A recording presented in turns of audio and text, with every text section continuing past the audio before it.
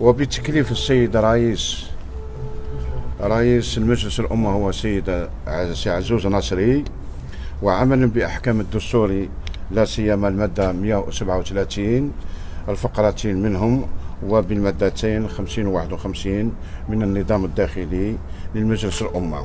من الرقابية قامت هذه اللجنة على كل حال في زيارة استعلامية والرقابية.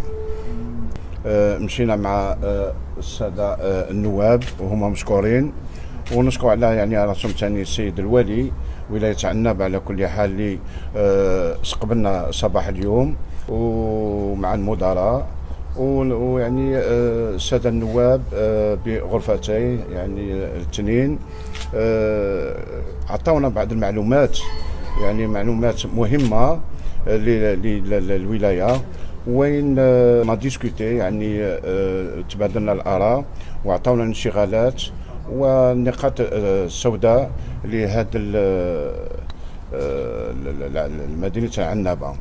وظننا يعني على كل حال احنا سمحنا به، شفنا شابو الرياضة ومشينا للقاعات يعني المعرض السينما اللي اسمه يعني وزارة الثقافة.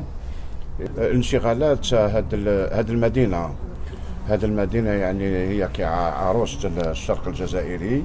يعني خديت واحد المعلومة وقال لك من بعد 22 سنة وان يعني هذا البعثة الاستعلامية المجلس الأمة زال عنابة وراه باهي يهز لها مشاكلها ونهزوا يعني على كل حال الانشغالات، يعني نديروا قرار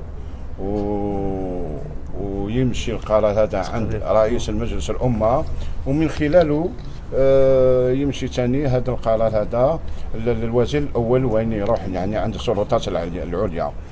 احنا نتمناو كل الخير هذه الولاية يعني مجاهدة التاريخية للمضيافة، يعني تسهل كل الخير.